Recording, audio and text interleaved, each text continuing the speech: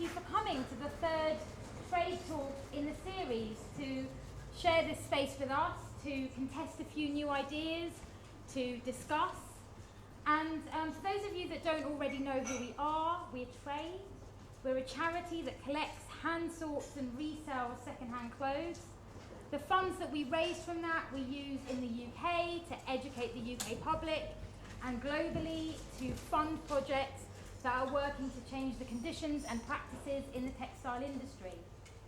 At TRAID Education, we work with people of all ages to help discuss the impacts of our clothing on people and the environment. And so we ask and are often asked, can fashion ever be ethical? So I'm really excited to introduce Tansy here to discuss that with us. She is an author, journalist, campaigner, activist, and I'm really interested in her take on this. Her book is fantastic, so I'm sure we're all going to have a fantastic talk. After the talk, we're going to have a Q&A session, so if anything pops into your mind, jot it down, hold on to it, and we'll share it at the end. Thank you. Cool, thank you. Right, can people hear me okay at the back? And it's better with a microphone, right? Okay. Well, so my name is Tansy Hoskins. I'm the author of Stitched Up, the Anti-Capitalist Book of Fashion, and I'm very pleased to have been invited to speak here this evening. So first thing I'd like to do is say thank you to TRAID and to Lila for inviting me. And Lila, you'll be pleased to know I did get this dress in a charity shop, so you know. Well, so I mean, before I start, I'd just be interested just to find out a little bit about the audience, because obviously, you know, there's a lot of people here, and I'm just curious, like, who are you guys? Like, is there a lot of students here tonight? People from Central St Martin's, some students here. Where are you guys from? London College of Fashion, cool. Any other students? A few at the back. Where are you studying? Excellent. And have we got fashion industry people in the house, like people with their own labels or working for bigger labels? A few people at the back. Cool. Well, great. I hope you will. You know, we're going to have time for some questions at the end, so I hope people will join in and participate. Because obviously, you know, you're here to hear from me, but I also want to hear from you. So what I'm going to do, I'm going to talk for, I guess, 20 to 30 minutes, and then we'll have a Q&A. So, yeah, the question I've been asked to talk about is, can fashion ever really be ethical? And firstly, I think it's important to define, you know, what are we even talking about when we talk about fashion? And in my book, I've given it just a simple definition of changing styles of dress worn by groups of people. So the changing part is very important, and the group part is very important. I've kind of purposely left it quite open. But then if we look at what does the fashion industry mean today? In short, you know, fashion is a deregulated, subcontracted, trend-based industry that relies on selling billions, and we are talking about billions of short life units every single season at the maximum possible profit. And as a lot of you, I'm sure a lot of you are involved in trade, and a lot of you know that brands are now selling clothes not of the highest quality. You know, they're purposely selling you stuff that they can make cheaply and that they know is going to wear out. So you'll be forced into buying new clothes in a couple of weeks or a couple of months. And this obviously places extreme pressure on both people and on the planet.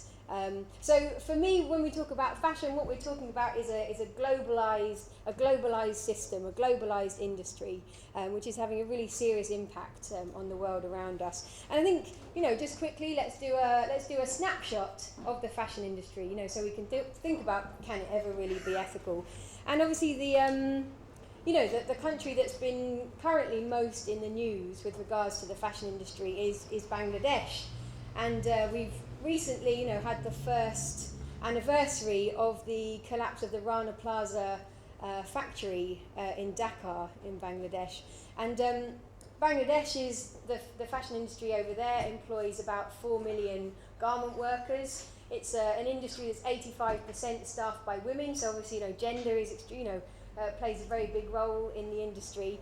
And I mean, what happened at Rana Plaza is essentially on the morning of the event, small, groups of workers were gathered outside the factory, and they were arguing with their bosses because they'd walked out of Rana Plaza the night before. An inspector had been round and looked at the factory, and there were cracks, and everyone had been evacuated, and this gigantic building actually had businesses in the lower floors. There were a couple of banks and things, and the bank staff hadn't been made to go back to work. Those banks were empty, but the garment workers were told, you get back into that building and get to work. Otherwise, we're going to dock your pay. We're going to dock a month's pay. And obviously, if you're a young woman in Bangladesh, losing your pay is tantamount to starvation. How are you going to buy your food? How are you going to pay the rent? So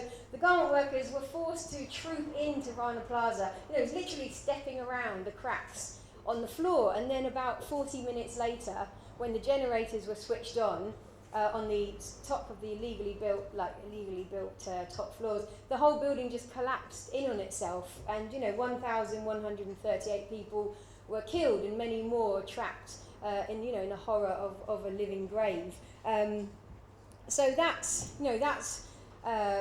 the Bangladeshi fashion industry. But obviously, since then, we've had the Bangladesh Accord, which has been set up by international unions like Uniglobal and Industrial, and working with the National Garment Workers Federation, which is trying to bring a level of regulation to that industry.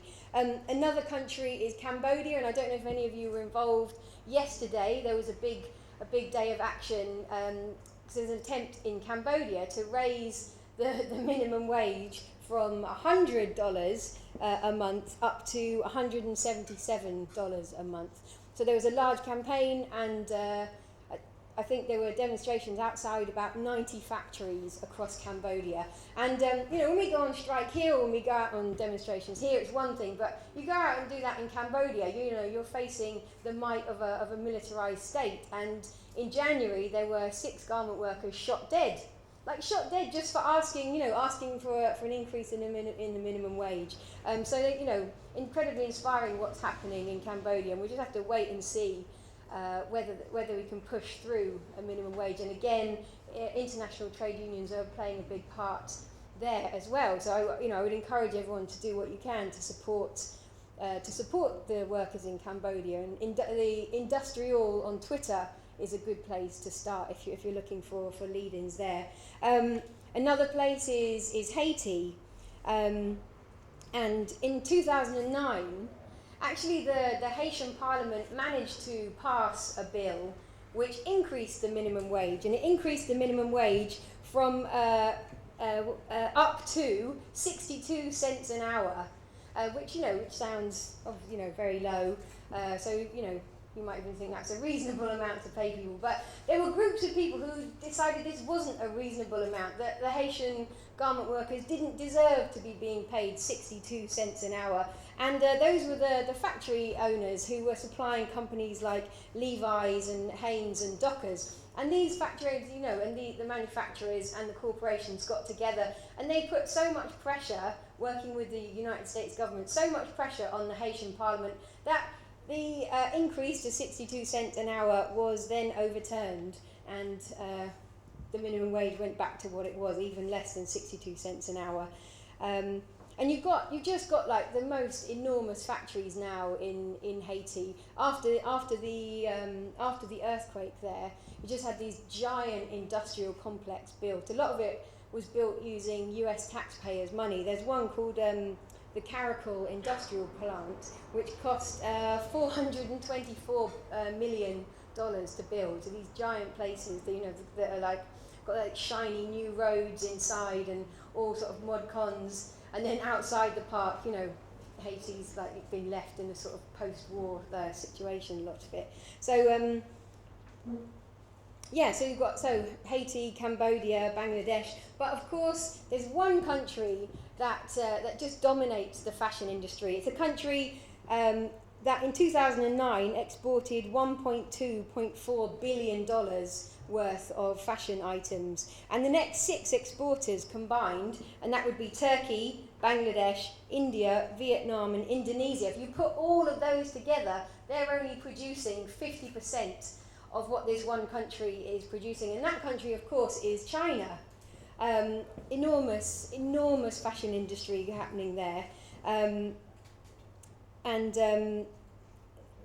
You've got to I think one of the really horrible statistics that kind of tells you a little bit about what does it mean to be producing over $120 billion worth of clothing in a single year is this statistic, which is in my book again, which is the fact that in the Pearl River Delta, 40,000 fingers are severed every single year in various industrial accidents.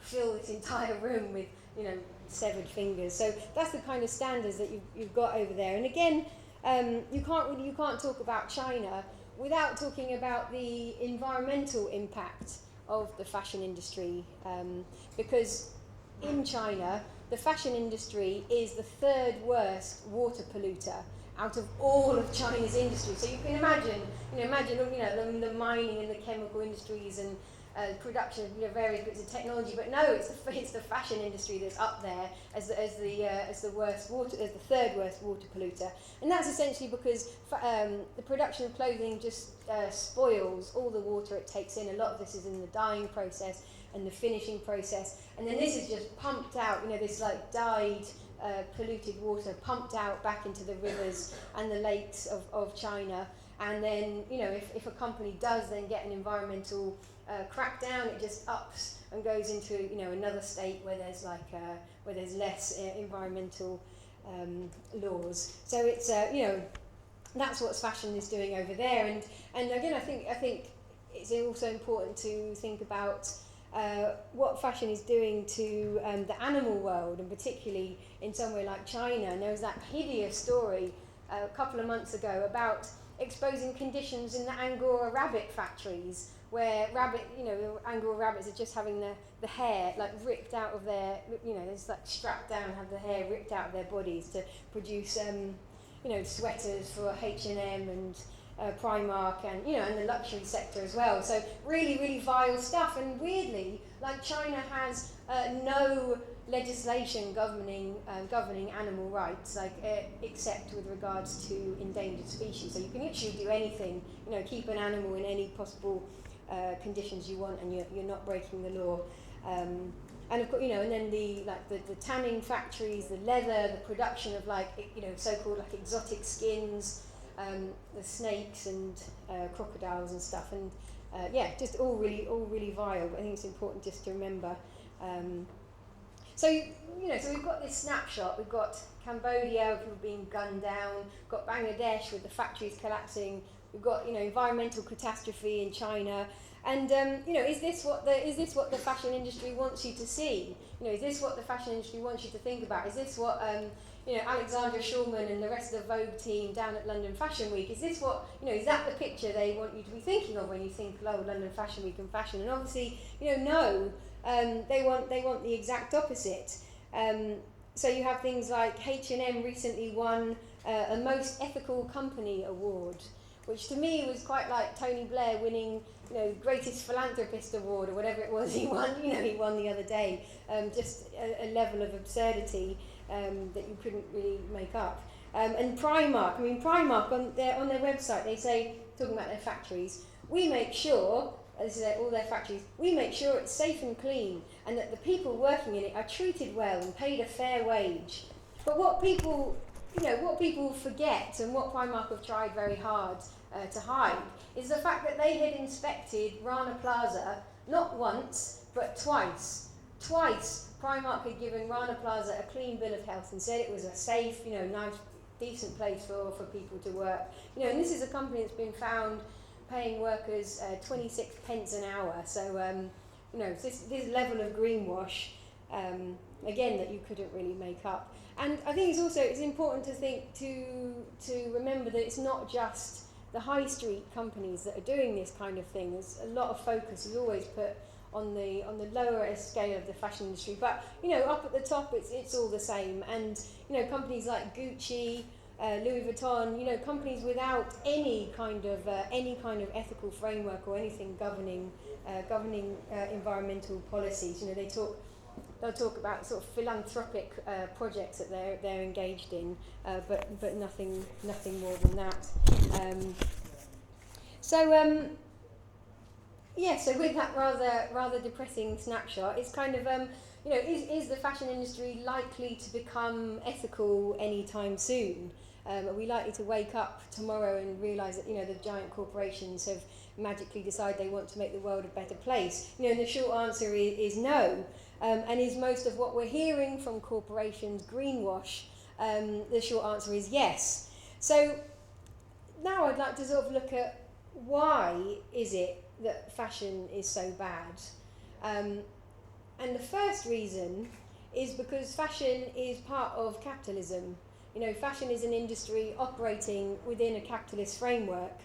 But the second reason is because, for me, it's not good enough just to say, oh, it's just because it's part of capitalism. Because even within capitalism, fashion is one of the most, pernicious, damaging industries. And again, as we were saying, it's because it's so deregulated, it's so subcontracted, and it's so based on short life trends, and on squeezing out maximum profits. So what exactly are we asking when we say, can fashion ever really be ethical? For me, the question that we're asking is, can capitalism ever really be ethical? And that's what I'd like to explore now, because the fashion industry, when you come down to it, is essentially propelled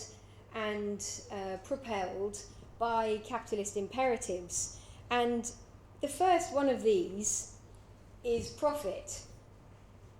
And the profit imperative that you have within capitalism is essentially do or die.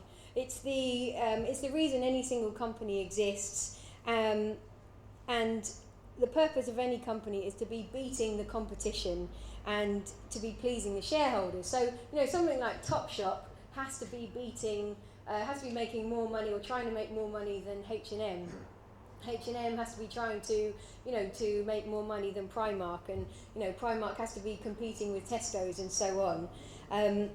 So within the system, what are the three things that you do in order to increase your profits as a fashion company? The first thing is you attack the easiest cost that there is to attack, and that's wages. So wages are the easiest thing to try and drive down, and that's what we see right across the fashion industry, is this race for the bottom, this attempt to have clothes made for as little as possible, and the attempt to have clothes made for less than your competitor is having their clothes made, so that you can increase your profit and beat your competitors.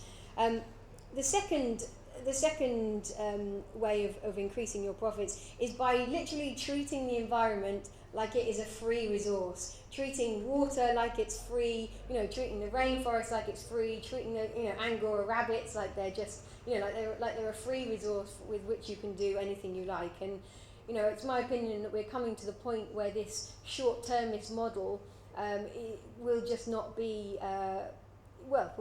possible. Will not be possible anymore.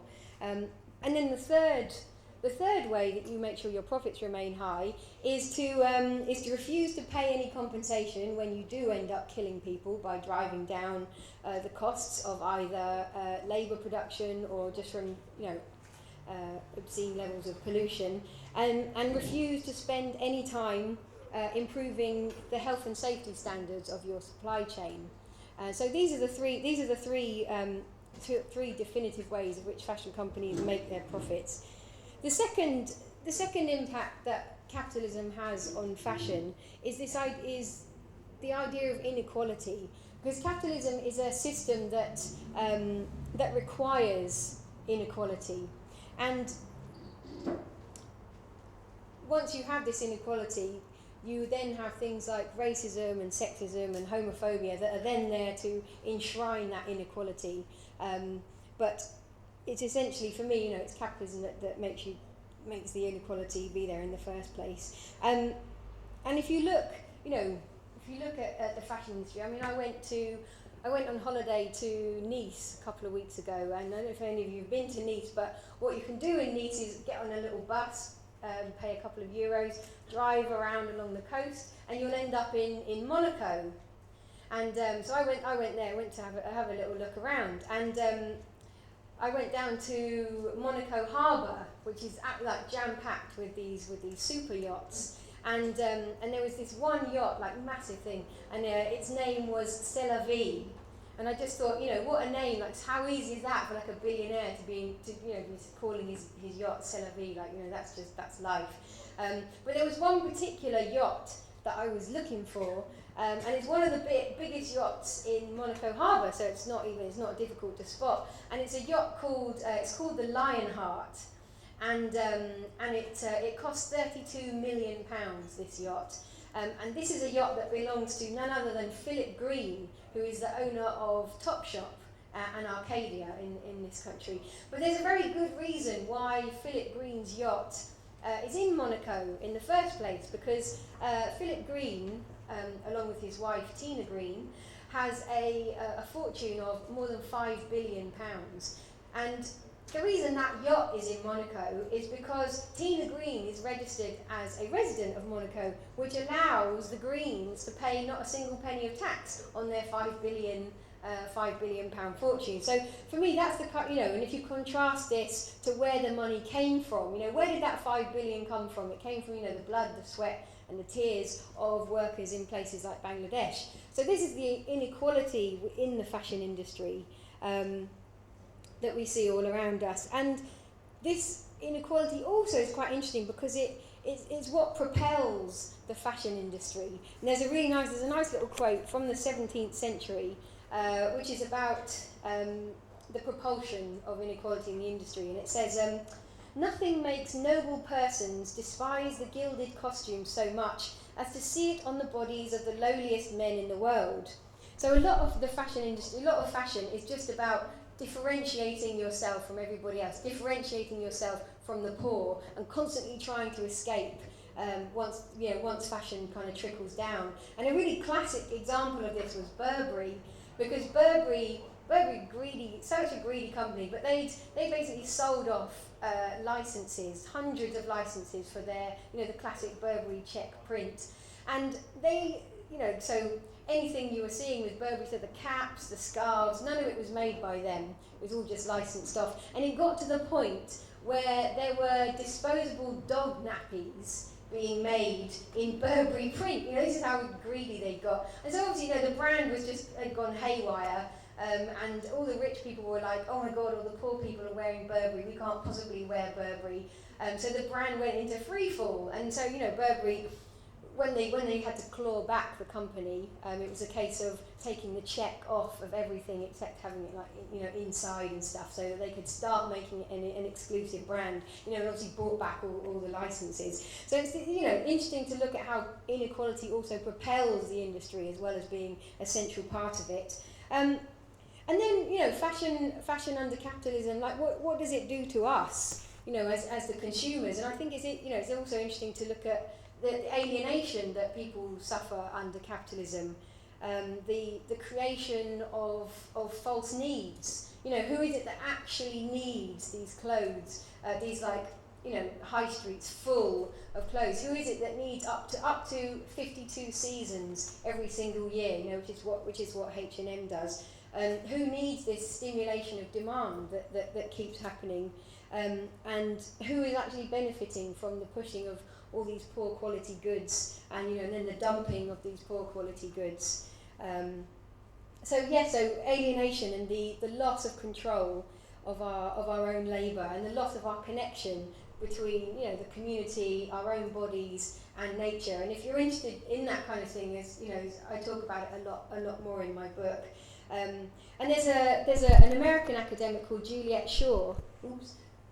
Who talks about this thing called the materiality complex, which is very, very central to fashion, which is that when your need for emotional connection is highest, that is when you've been trained to seek comfort in material things. So, for example, you break up with your boyfriend, go and buy a new pair of shoes. You lose your job or whatever. Go and buy a new coat. Find a material way of making yourself feel better. When actually, what you need, is an emotional connections with other human beings. A hug or whatever. So we've been trained to treat shops as pharmacies in that way, trained to treat them as the as the way that we make our lives better. And then another impact of capitalism on the fashion industry is the monopolised ownership of the industry.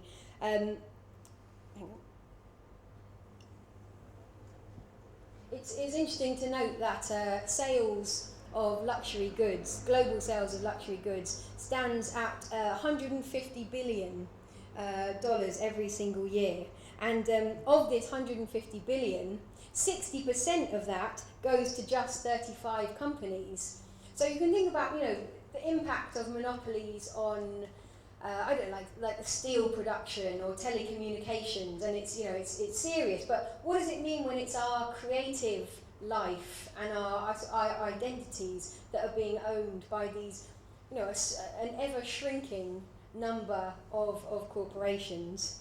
And what does it mean to have fashion and identity determined by a very small demographic of people, by several handfuls of essentially white European men, male shareholders who are just looking for profit and who aren't actually really looking for creativity. Oops, sorry, I did it again, Lila. Anyway, so what we're witnessing, and this is sharpening all the time, is this gigantic increase in corporate power, but accompanied by this narrative that actually the opposite is true. The dominant narrative at the moment in the fashion industry is the idea that it's not the companies that are in charge, it's the consumers that are in charge, and that the companies just want to listen and just want to make things better. I have to find it.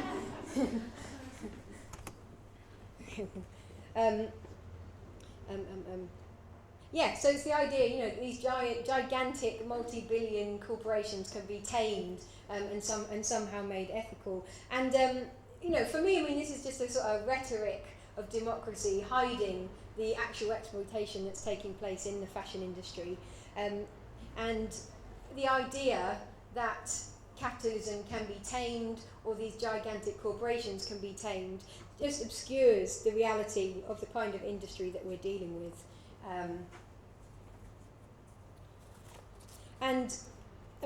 I get asked this question a lot, can fashion ever really be ethical? And the reason why I can't say, yes, fashion can be ethical is because I don't believe capitalism can ever be ethical. Because I think if I go around, if I'm promising people, one day, like, capitalism will change or the fashion industry will change, all I'm really offering is a rerun of the same economic system that has devastated lives and devastated the planet for hundreds of years. So for me, there's no hope of capitalism being ethical, and that's because it doesn't matter what your intentions are. You have to look at the system around you. And the final thing that I think capitalism puts on people as part of the fashion industry, and I think probably this is something a lot of people here will be able to relate to. So on top of the alienation, on top of the creation of these false needs, is this idea of guilt and shame and self-blame. And I feel like this is a burden that's increasing, as we go along, because there's such an emphasis now on the problems of the fashion industry being about individual consumers, and so the blame is on us. So you've got this creation of this need, so you're made to love fashion, and I love fashion. I love the creation of identity. I think it's fascinating. But so you've got this creation of this need, but then you've also piled in on top of that is a big dollop of guilt and the idea that actually it's not okay to even be liking clothes or to be wanting to be creative because you are responsible for the global capitalist system. And everything we've been talking about, culminates in this idea that this is a problem of individual action. And for me, it's very much not a coincidence that we're being led down this neoliberal dead end. A neoliberal dead end that says that individual action is the only way out of things. So, don't think collectively about anything, just think about individual solutions. And which says that shopping rather than campaigning or, like it says that shopping is the way that we get out of the bind that we're in. And this emphasis on consumption, for me, I feel like I spend a lot of time feeling like I'm at a pantomime. So you've got the villain over there, and it's sort of like kind of it's behind you kind of scenario where everyone's sort of looking in completely the wrong direction, and everyone's sort of blaming the 14-year-old Primark customers when you've got people like Philip Green on his £32 million yacht over there. So yeah, I spend a lot of time feeling like I'm at a pantomime. Because if we do blame just individuals or individual consumers, all we're doing is allowing the people who are actually responsible for what's going on to get away scot-free. I mean, there's a group called the Workers' Rights Consortium who operate out of the US, and they estimate that it would cost $3 million to completely transform the 4,500 factories that are operating across Bangladesh. So $3 billion. And if you think about the fact that sales of luxury goods is at $150 billion, $3 billion is a drop in the ocean when it comes to the fashion industry. And I think it's interesting to look at so $3 billion. So why hasn't that happened? Has it not happened because we don't want it to happen? Has it not happened because we're shopping in the wrong way? Has it not happened because actually, we just haven't been willing it to happen? And the fact is, no, that's not why it hasn't happened. It hasn't happened because $3 billion represents a chunk of corporate profit. And if you want to think about how easy it would be for some of the people at the top of society to transform the industry, think about the fact that the 5 siblings of the Walton family, that's the people who own Walmart, each of them has a personal fortune of $18 billion. So they could give 3.5% of their wealth to ensure that the people who are slaving away from them in their factories aren't dying horribly in the process. But we'll never see it under this system because they will never accept a drop in their corporate profits. Their shareholders will never accept that kind of drop in their corporate profits. So for me, my message and the message of the book is that if we want to start turning fashion into an ethical system, then we have to be talking about overthrowing capitalism and developing a new system that's based on fairness and equality. And that, for me, means letting go of the guilt and replacing it instead with anger. It means getting rid of this sympathy for garment workers and replacing it instead with solidarity actions in this country. And above all, it means scrapping the idea of just shopping differently and putting our emphasis into social movements and campaigns and building a power base that can actually start challenging the system that we live in. Thanks.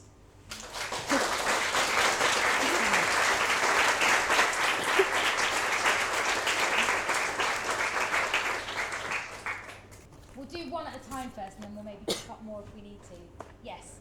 Can you talk just a little more about the Accord and how you think the Accord is or is not helping? Well, okay.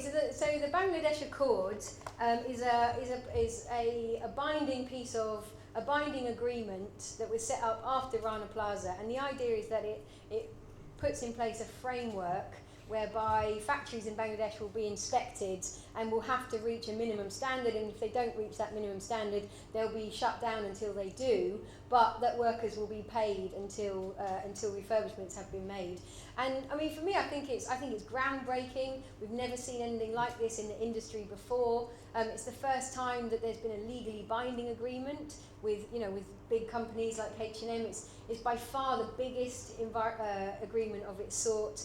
And in the fact, some things like it requires companies to say exactly which factories they're making their products in. So I think it's remarkable, and I was incredibly impressed how the international unions moved on this so quickly. I mean, if you talk to Industrial or Uniglobal, you know, they'd been warning the big corporations in the fashion industry that exactly this kind of thing was going to happen. And so after Rana Plaza, you know, it was very obvious that a tragedy of that magnitude required a response like this. So they went to the fashion corporations and they said, look, you know, enough of this, now you're going to play our game, now you're going to sign this agreement, which was an incredibly daring thing to do, and actually only took off because of activists in Sweden then went out and harassed essentially H&M and got H&M to sign, and then it snowballed from there.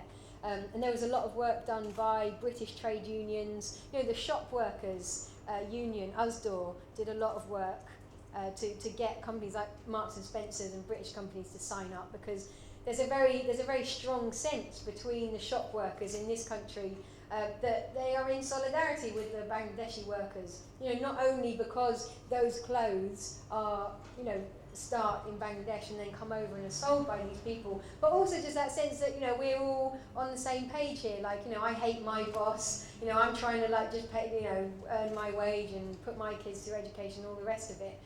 There's a strong sense of global solidarity, you know, which came out of the Accord as well, which I think was really good. Yeah, could you tell me, would fashion ever be ethical if suddenly Arcadia and Primark and H&M suddenly relocated from Bangladesh, India and China and started again working in the UK? Because it seems to me that no matter how much, you know, we espouse and talk about this, the bottom line is price is the driver. Price drives everything. So that's the reason we have no industry as such in this country anymore, whether it's manufacturing, clothing, you know, shipbuilding, anything. So even if you did have a base here, the bottom line is always going to be price. It's always going to be driven by price, because when people, you know, young girls and people walk into Primark and H&M, all they're looking at is, oh, that's nice. How much does it cost? Because ultimately, that's the reason why all the manufacturing is in these third world countries, is because it's cheaper to manufacture. Yeah, I mean the trend certainly has been for manufacturing to be moved out of Britain and overseas. And we did once have enormous factories here. It's not, you know, I mean they weren't free of exploitation, and I don't believe that, you know, if just because a factory would be based here, it be free of exploitation. We still have sweatshops in this country. You know, we had the cockle pickers, you know, that died at Morecambe Bay. I mean, there's horrible labour rights abuses happening here. But I mean, do I think relocation would solve the problem? I essentially don't think it will happen. I mean, people like Burberry again. Burberry moved all their factories out. You know, they had them in the valleys, they had them in North Yorkshire, and they took them out to China, not because they weren't profitable. There was this ridiculous talk that, oh, the factories aren't profitable. The reason is that Burberry wanted to become a $1 billion company, so it shut down the factories in Wales and in North Yorkshire and took them all off to China. Meanwhile, having the Burberry Brit, you know, like in a very sort of strong sense of Britain as part of its brand identity. But I mean, I'm sure other people have want to talk about this particular issue, but I certainly don't blame individual consumers for the state of the industry, and I think it's important to look at why people are shopping at Primark, and you know, and why are people motivated to keep buying clothes from there, and to look at, you know, I mean, we're in the middle of like the worst economic crisis. Most families, the disposable income has dropped massively. So there are only actually certain shops that, for a lot of families, you know, they can even afford to go to. So that, you know, but I'm sure other people will have stuff to say about that part of the industry and consumerism. I work for Unison, and obviously as an international trade union, we take a lot of interest in workers' conditions and rights all across the world. And the question, or two questions for you, Tansy, really is, do you think that we do enough to actually educate the people of this country into the conditions that people have to work to get clothes onto the high street? Now, people have very short memories. When we get a terrible situation like Rana Plaza, everybody sort of says, oh my God, that's so terrible.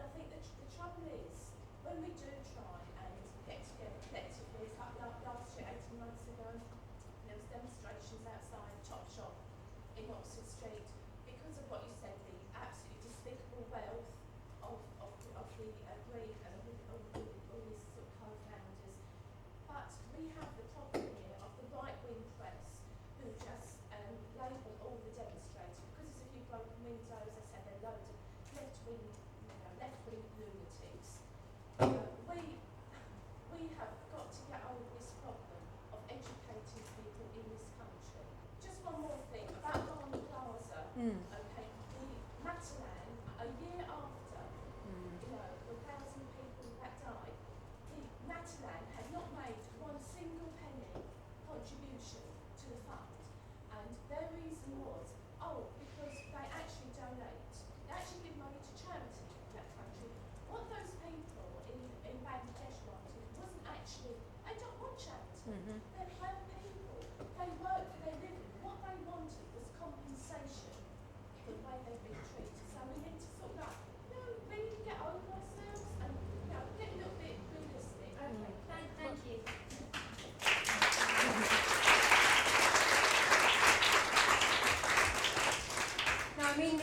No, the point about charity is a very good one, and it is the whole like philanthropy capitalism model is as old as capitalism itself. I mean, you've got people like Carnegie, who built Carnegie Hall in New York, who made his profits by gunning down workers, breaking the strikes, paying pittance, and then would be like, oh, but I built Carnegie Hall, like I'm a good person. Look at my philanthropy project. But I mean, certainly, this idea of education. I mean, we're all here today. I mean, this is like a good audience. I mean, I work very closely with TRAID. I work with Labour Behind the Label and War on Want to try and push these ideas out and to educate people more. And there've been some great films recently about Rana Plaza, and every day people are getting in touch with me on social media to want to talk about these things. So I think people care intensely about this issue. I think the size of this audience shows how much people intensely care about what's going on. But we are kind of, in education terms, we're facing, a fashion media that doesn't do criticism. Just blank doesn't do criticism. We're facing, a press that doesn't want to cover these issues if they've already covered them once this year.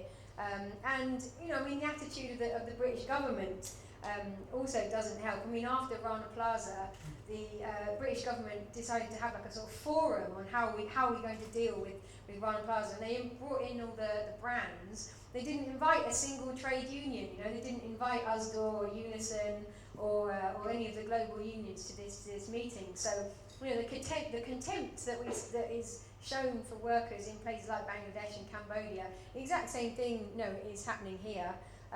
So I always think we can be doing more to reach out to people, and I think people care now more than they've ever cared. Hi, I'm Nadia from War on Want. I run the Fashion Free Sweatshops campaign. Okay, you've given me the floor, so I'll say a couple of things really quickly. One very important thing is that we cannot buy justice. And I think I'm echoing what the lady was saying over there from Unison. And the reason I'm saying that is, what basically, Tansy, what I hear from what you were saying is, if we think about the word ethical, not everyone defines the word ethical in the same way. And I think if we're breaking it down to talk about the vast majority of the young women workers who are producing clothes for the high street, which is War on Want's concern, we are not going to better their condition by what we buy and don't buy. What TRAID are doing in the UK is fantastic, because they're changing the culture of how we think about fashion and talking about the fact that we can reuse and we don't have to waste. But if we're talking about the garment workers themselves, TRAID funds War on Want's projects working in Bangladesh because the empowerment of the people on the ground to be able to fight for their rights is central. And one thing that I always say to school kids, and by the way, there's amazing projects happening around the UK with young people who care about this issue, who want to do something. And one of the main things that comes out of that is the understanding that, you cannot buy justice. You have to get involved in the political process of putting on pressure to better these people's rights and working directly with them. And that does happen, and it is happening, and it's absolutely central to the process, because nobody gives you your rights on a plate. And it's one of the main reasons why we don't have sweatshops in the UK anymore, is because workers stood up and fought for the rights and got things like the minimum wage and the weekend, and we don't have child labour, and those things didn't happen by accident. Those things happened because people moved collectively and did something about it. So what the companies did and the industry did is it exported the problem abroad. And we have to be very careful at starting this kind of race to the bottom, like you said, argument of saying it's workers here versus workers there, because it's not. In terms of that question then, can fashion ever be ethical? I think we've at least been all given so much to add to that question. I think that for me, I'm already thinking fashion is more shocking than even I thought working in it. I'm still seeing 40,000 fingers floating in front of me, as well as gunned down garment workers, and I think an industry that is capable of that and being ethical, I understand that oxymoron and dichotomy. I'm also from this talk getting that what Tansy wants us to do and what a lot of people here are talking about is being more active citizens rather than even conscious or unconscious consumers. That the way through this maybe isn't buying, as we've discussed, but what else can we all do as well as that? And of course we're hearing from TRAID, and so what else we believe you can do is look at your wardrobes and look at where you're getting all those clothes from, and we encourage you to take our second-hand first pledge, which we have at the back, which you can do at home, you can tweet to us, and that's about not having to buy things new from this fashion industry, but buying it from an industry, from a charity that is feeding back into the positive end of this system. And we see that is there. It's there through charities supporting garment workers, through solidarity, or through charitable giving, which we have lots of. You can find out more about it in our newspaper. And then the last thing is, thank goodness we do have lots of education in this country, and we have our education programme at TRAID, as well as Tansy writing this fantastic book for us, which is available in the corner for £12 and a signing from the author.